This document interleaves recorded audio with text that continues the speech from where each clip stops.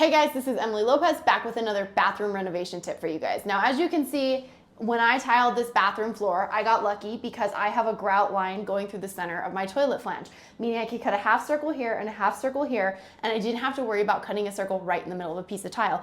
What happens when you do need a circle right in the middle? Now, obviously this floor has already been tiled, but I went and got a cheap tile from a big box store just so I could show you guys if you had to cut a hole right in the middle of the tile, how would you do it? So the first thing you'd want to do is figure out where your cut needed to be.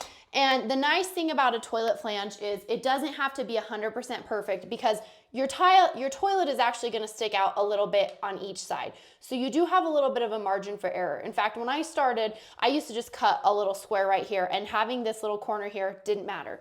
But the nice thing about cutting a toilet flange and it being hidden is this is a good way for you to hone your skills and practice your cuts for when you do have to make a perfect cut that is visible. So what I like to do is line it up and just get my measurements. So I know that approximately like this is about the top, this is about the bottom, and it doesn't have to be exact. But if you're worried about the measurement, you can measure how much of an overhang your toilet has just so you know that you're safe. Now again, depending on where your tile was side to side, you may take a side measurement too, based off of your other tile. But again, I'm just giving you guys an example. So I like to take a toilet flange. You can just get one that you keep in your kit, or you could just make this circle out of a piece of cardboard or whatever. And then I'm gonna use a marker to trace my cut, because this is gonna get wet when I make my cut. So if I use a Sharpie or something permanent, it makes it so that my cut doesn't go away like if I used a pencil and it might get erased when it gets wet. So first thing is just getting my template. Now making our cut in a circle fashion, so cutting out this shape, is never gonna be something we do on a tile saw. There just isn't a way to do it. We are going to have to hand cut our circle. And so what I'm gonna start with is an angle grinder with a diamond blade on it, made specifically for cutting tile. If you don't have a favorite brand, we'll give you a link for one if you're not sure where to start.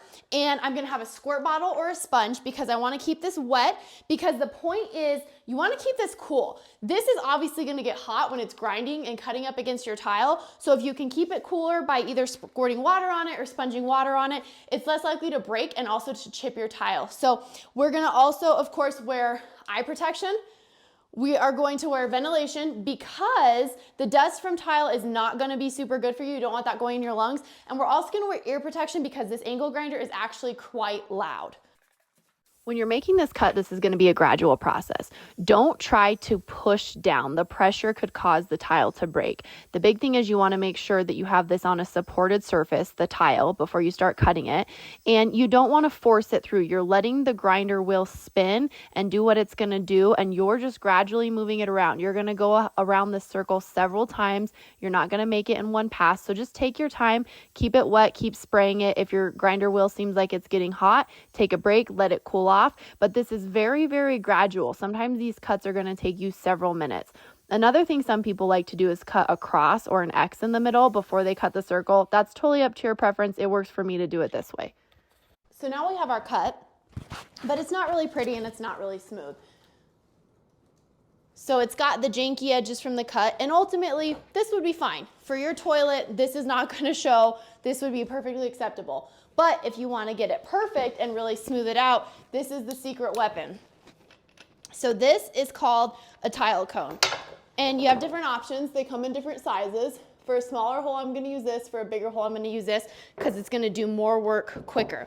And all you're going to do is you're going to put this on your grinder, and you are going to be able to use this to smooth out your edges. So I like to cut this on a flat surface because if I cut it on my bucket, which I sometimes do, but if I cut it somewhere where it's breached, like between two sides, sometimes these points break because they're your weak points. But when I do my smoothing and my grinding, I do like to put it on a bucket because then I can get my tool in there a little bit better. If you're interested in a tile cone, we'll put a link for one of those for you too, because these are really going to be the magic sauce. So again, just to see how ugly our cut is, kind of janky on the edges. Just like when we were doing the original cut, take your time. This isn't a race. The other thing is you don't want to take too much off. So if you have to grind it down a little bit and go check with your flange and then come back, you can always take more off, but once it's gone, it's gone. So take your time here. All right, guys, moment of truth.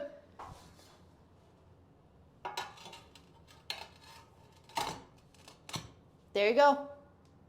Right in the middle of your flange. Mine's not perfect. You can practice and get better, but that will definitely do the job for you.